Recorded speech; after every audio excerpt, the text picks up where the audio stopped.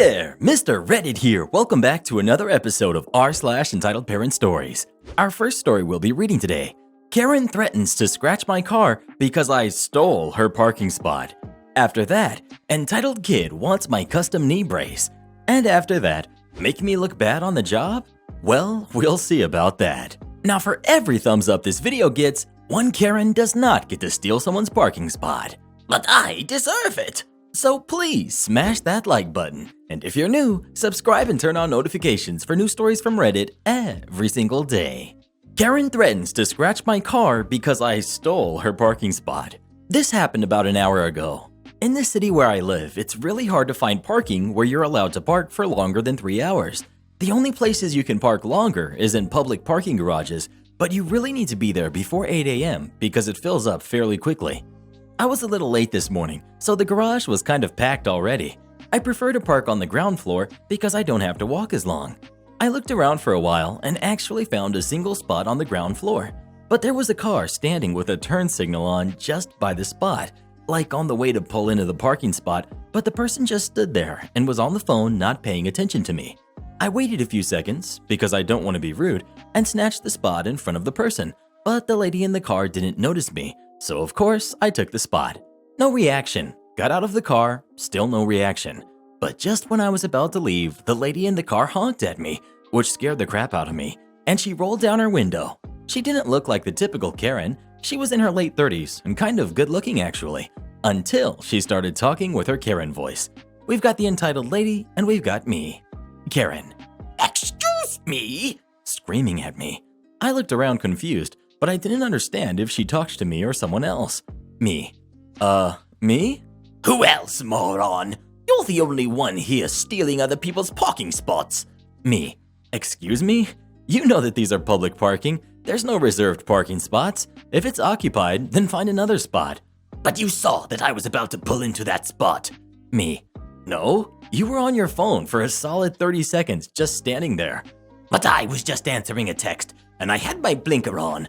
Just move your car now. I need a spot on the ground floor. I have a hard time walking because I'm disabled. Me. If you're disabled, then why aren't you parking in a handicap spot? The two by the entrance are free. But I don't have a permit for that. But that's beyond the point. Now move. Me. If you don't have a permit, then you're probably not even disabled. That's none of your business. Why can't you just move the car? You're younger than me, so you would have an easier time walking from the second floor. Me. I don't have time for this. I'll be late for work. I don't care.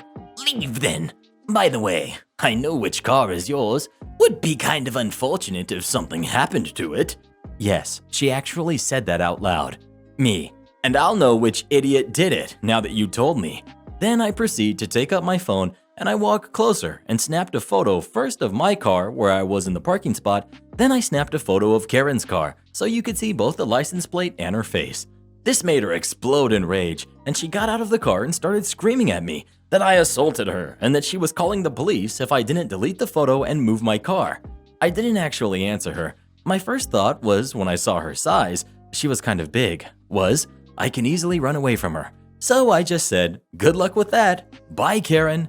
Then I started running out of the parking garage, and Karen actually ran after me, and she was a lot quicker than I expected. My office is really close to the parking garage. It's like 200 meters. So I ran for the door and quickly got out my key and opened the door, and I just about closed the door in her face. I waved goodbye and smiled and headed up to my office. That was some good morning exercise, I would say. This should be a sport. Instead of running from bulls, we would run from Karens. I hope that she doesn't scratch my car, but if she does, I have evidence that she actually was there at that time, and there's probably cameras in the parking garage too. Update.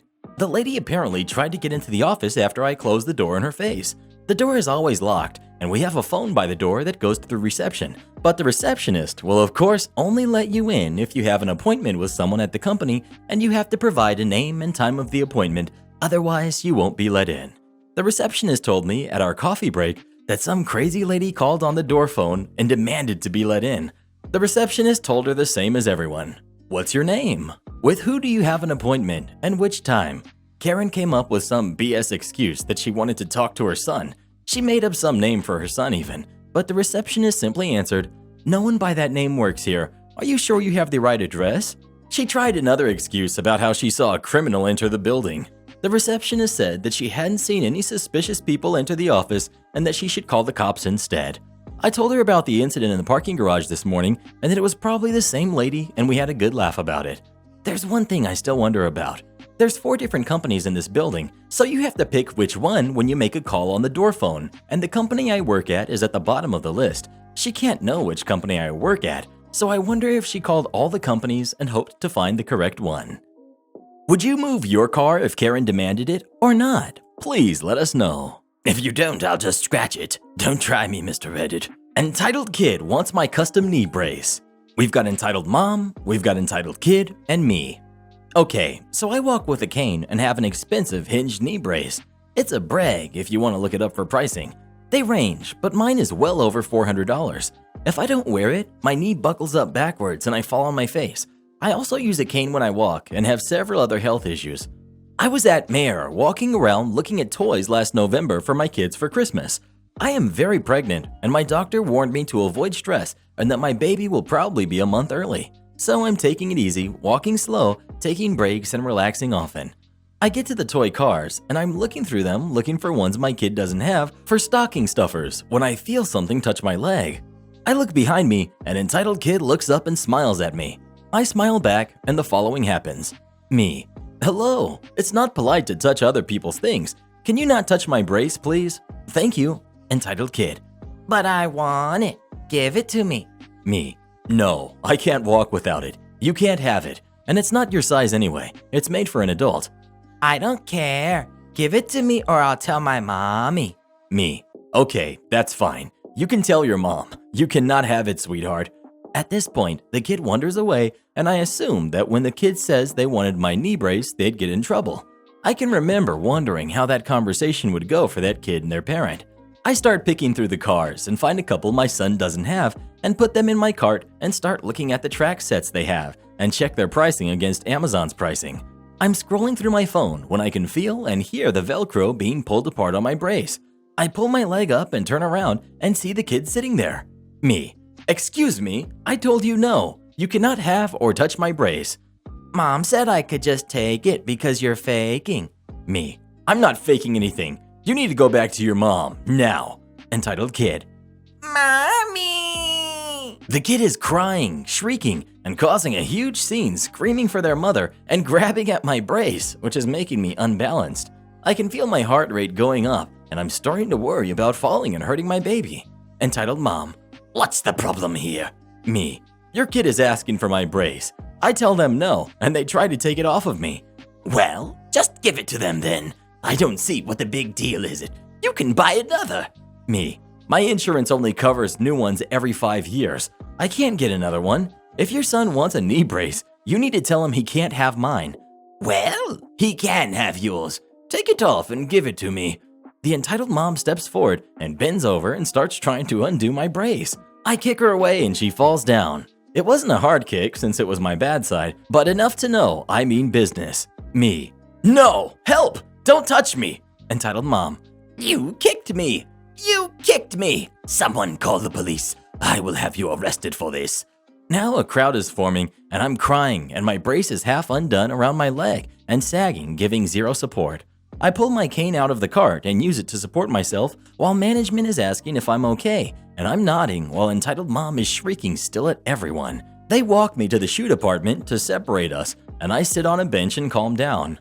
The next thing I know, a cop is asking me for my brace I stole. I explained I didn't steal it, that it's mine, and that some woman and her kid were trying to steal it off my leg. The officer asks for proof it's mine, so I pull up recent photos of me getting it fitted and walking with it at the doctor's office, as well as my chart where I have the letter stored saying insurance would cover it completely.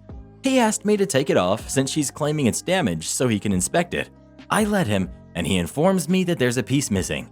I look at it, and sure enough, a piece is missing. I start to cry again and realize I've broken my brace and I won't get another one for 5 years. He asks if it was broken before. I said no, it must have broken when I kicked entitled mom off of me while she was trying to steal it. The officer excuses himself, and I'm sitting there with employees. After a while, he comes back and gives me a case number and informs me he's arresting the entitled mom for destruction of medical equipment and attacking a disabled person. I'm in shock, but he says he watched the security camera and knows I'm telling the truth and that she attacked me and I was defending myself.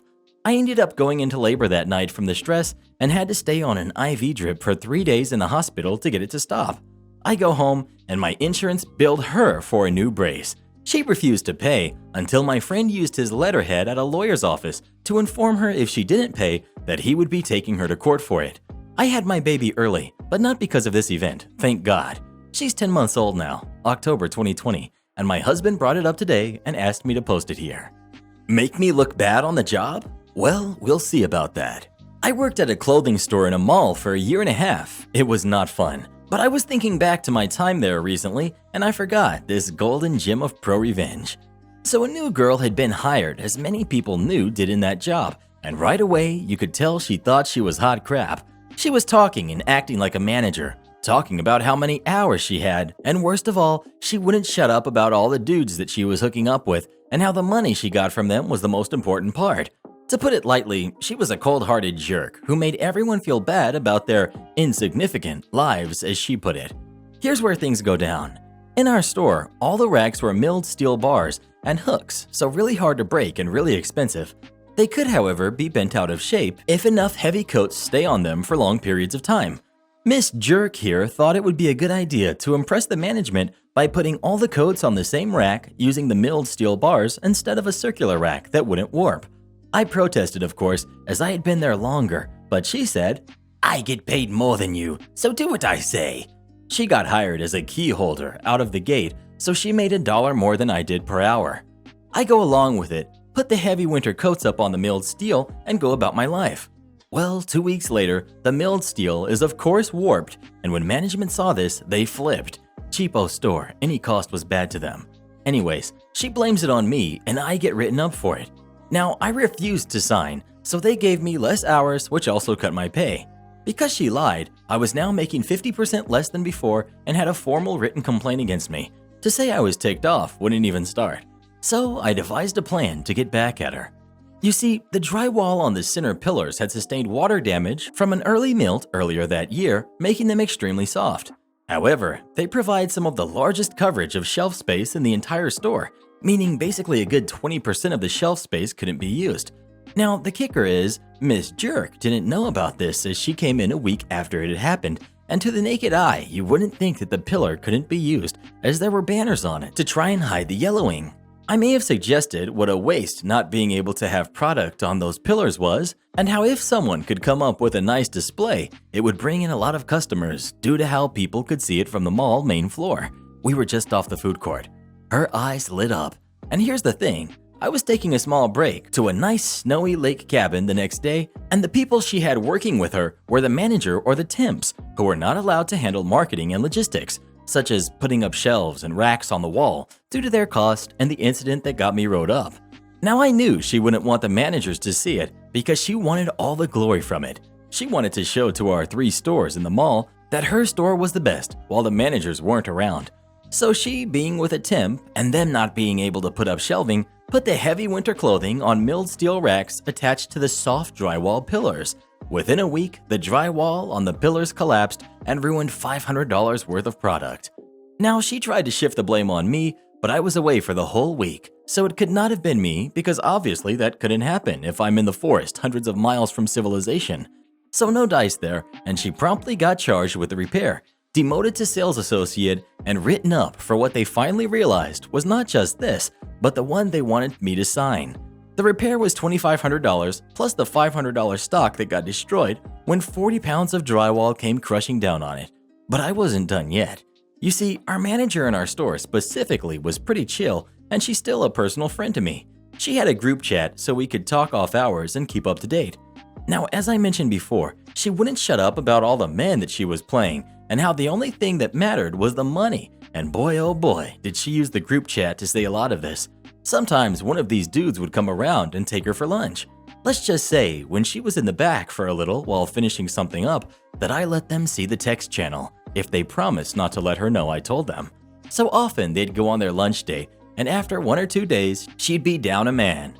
Finally, this boiled over when one of them took her phone, saw how many guys she'd been using for money, and messaged all of them about how much of a lying cheat she was.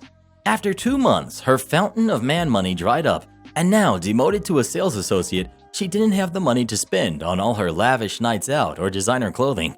She eventually moved up to another store for more hours and stole money from the till, causing her to get fired. A fitting end to a backstabbing ice queen, I think.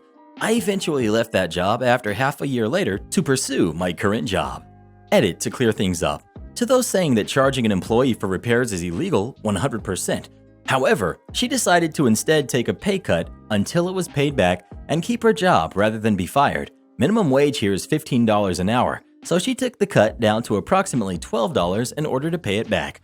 Also, this company is super sketchy and will do anything not to pay for their mistakes, even going as far as to leave a hole in the roof, water damage, there for 10 months before fixing it, making it so during spring nothing could be put there. Have you ever had a coworker you just couldn't stand? If so, what did you do about it? Please let us know. Does a co-host that I can't stand count? Nitpick the dress code? I can do that too. Our junior high dress code was a pain. Most teachers didn't care so long as kids weren't distracting. The principal of the junior high, however, insisted on enforcing every single rule. A friend of mine wore a long-sleeve shirt under a tank top. The principal insisted she couldn't wear the tank top because tank tops were against the dress code. But she couldn't take off the tank top because her shirt was slightly see-through, another violation. Instead of allowing her to simply wear the tank top over her long-sleeve shirt, she sent her home. I decided this wouldn't stand. I studied every rule in the dress code to prove how stupid it was. I started off small and worked my way up. No open-toed sandals. This one was easy. I wore open-toed high heels.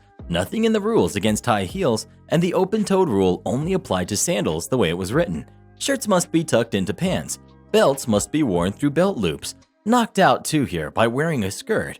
Skirts, or at least the one I wore, had no belt loops and wasn't considered pants, so I was not required to tuck in anything or wear a stupid belt. Backpacks must be plain colored with no pins or excessive accessories. I picked up a briefcase from a resale shop and slapped it with every sticker I could find. Any random logo or inspirational sticker I had laying around got slapped on it. Technically, a briefcase isn't a backpack. No costumes allowed. I verified this. My school considered a costume to be anything only worn for a certain period of time or for a certain reason. If you wore it all day long, it was an outfit, not a costume. I took advantage of this one badly. Once a week, I dressed up as a lawyer, a clown, a hippie, a Shakespearean actor, a superhero, a cameraman, etc. Complete, of course, with as many accessories as I could handle, so long as I never took them off. This made gym class interesting. They weren't considered part of a costume. I ended up letting kids pick out what I would dress as each week. No crazy hairstyle. Kept my hair natural colors, and kept the style as something that was at least popular at one point. Beehive took forever, but was the most satisfying. Bonus points if I could find pictures of adults who were still wearing their hair like that currently. Shirts are not allowed to have logos or print, only patterns and consistent designs. Consistent designs was my loophole here. No print? Fine, but consistent print made specifically to look like a design? At this point, the principal was going mad and she didn't let this one slide. She insisted I change, which I expected.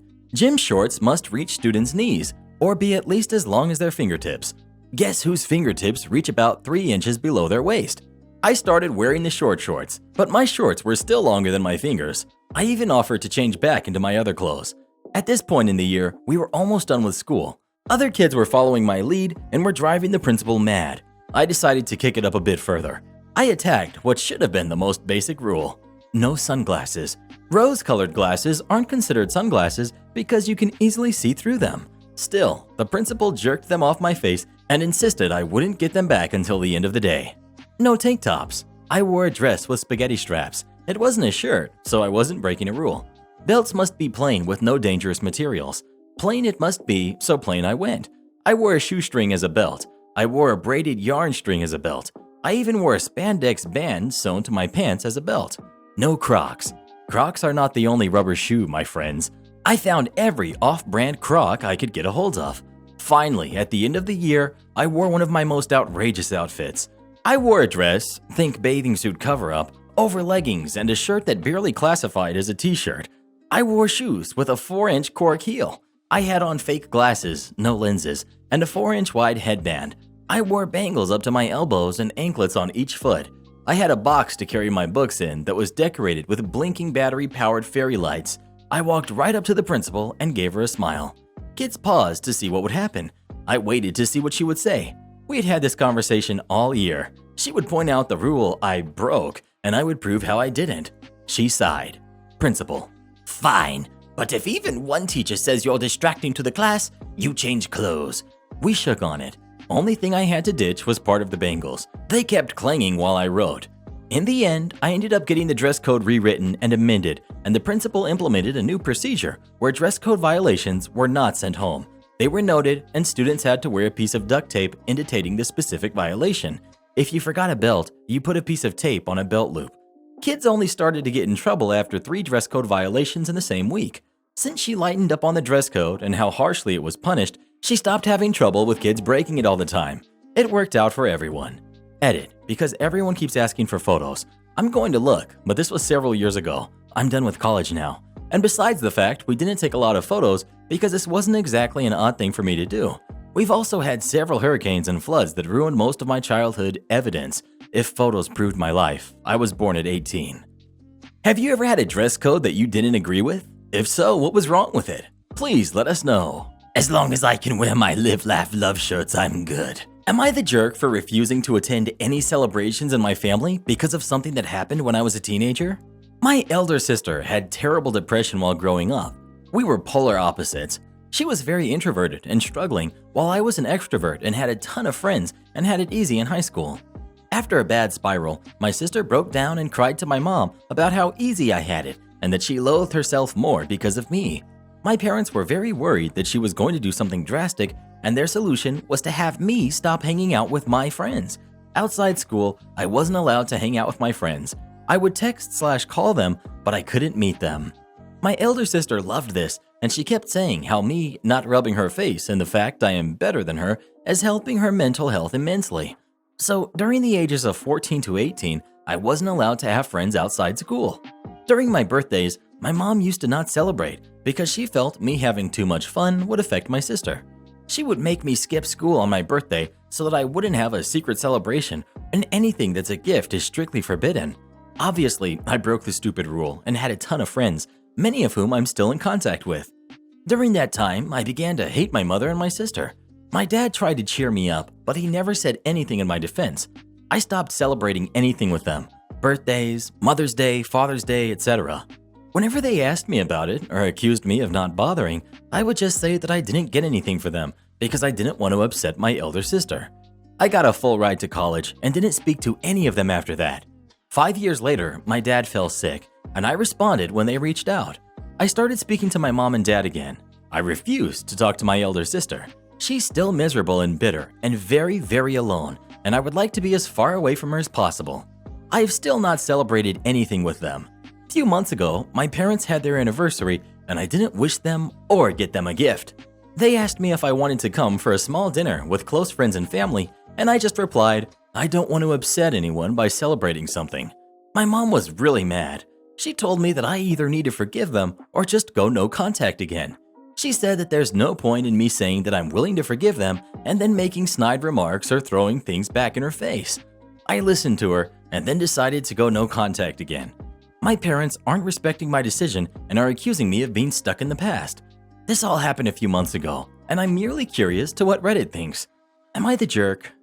Well, what would you do in this situation? Would you forgive them or not? Please let us know. I don't think I could, to be honest. They were wrong for what they did. Go tell the principal what I did? Alright, but you really might want to write a note next time. Background.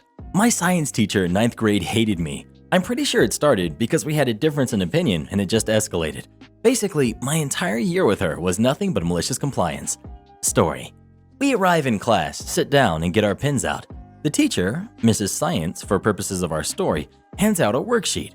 I glance down and I realize I know all the answers, so I go ahead and fill it out. It only takes me a minute or so. I flip it over when I'm done and focus on what Mrs. Science is saying. It dawns on me that she's now going over the chapter that the worksheet covered. I didn't want to interrupt the class, and I also didn't want to listen to her teach what I already knew. So I grabbed a library book from my bag and start to read quietly at my desk. 10 minutes later, I hear Mrs. Science call my name. I look up, expecting to have her ask me a question about what she was teaching. Mrs. Science. Why are you reading a book? Me. I already know this material. What do you mean? Me. You're going over the chapter for the worksheet. I already know this and I finished it already. Miss Science. What do you mean you finished the worksheet? I didn't tell you to start that yet. Me. Oh, I'm sorry. Teacher. Fine. Bring it up here. I walked my worksheet to the front. Mrs. Science put it on the projector and graded it in front of the class. I got a 100 on it. The class immediately started copying my answers. Mrs. Science got really mad about that. Go to the principal right now. Me. Are you going to give me a note? No, just go and tell her what you did. Me. All right. I left and did just that. I told the very busy principal I did my work and got a 100, and my teacher sent me to see her. She immediately sent me back, and Mrs. Science got even more mad that I came back so quickly. She then escorted me down to the principal. Of course, the principal verified that I 1. Did my worksheet, 2. Got a 100, and 3. Was reading quietly before telling Mrs. Science to leave her alone. Of course, that didn't sit well with Mrs. Science, but that ends the malicious compliance portion of this story. If you want to hear more, let me know in the comments. Edit. I've been asked to share the fallout. My bad. Ultimate fallout was the teacher being ever so grateful I left her class. Throw a party the last week of class grateful. I never got in trouble and she continued working at the school. Last I heard, she was still working there. Although I did hear she was much more lenient about kids reading in class after that.